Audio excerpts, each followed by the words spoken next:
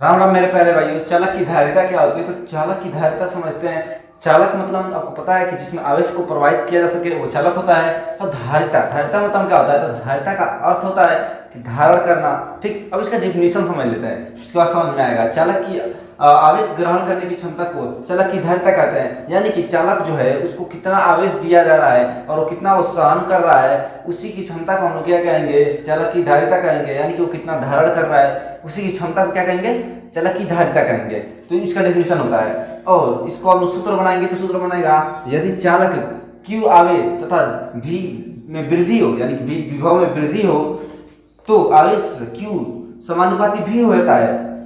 यानी कि जो Q है यानी कि आवेश जो है और विभव जो है, इन दोनों में जब वृद्धि होती है तो क्या होगा कि ये दोनों समानुपाती होते हैं। यानी कि जब Q और V दोनों में जब वृद्धि होगी तो क्या होगा कि ये दोनों समानुपाती हो जाएंगे। यानी कि Q समानुपाती V हो जाएगा। तो Q समानुपाती V, और जब समानुपाती का चिन्ह हटाएंगे तो यहाँ पर Q बराबर C और V लिख देंगे। यानी कि C क्या है? हमारा नियतांक है। और यही क्या है? हमारा चालक की धारिता है। यानी कि धारिता को हम C से व्यक्त कर सकते हैं।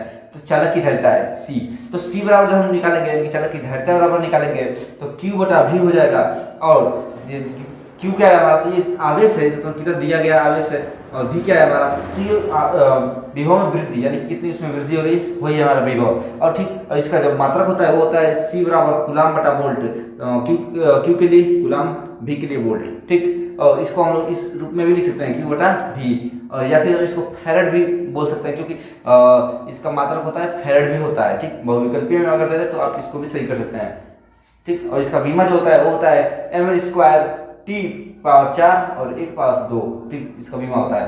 तो उम्मीद करते हैं आपको समझ में आएगा। और यदि इसके बारे में आपको फुल वीडियो चाहिए तो हमारे चैनल पर वीडियो बनाकर अपलोड किया गया है। आप हमारी स्टडी और चालक की धारिता सर्च करेंगे तो हमारा वीडियो आएगा, आप वहां पर अच्छे से समझ सकते हैं।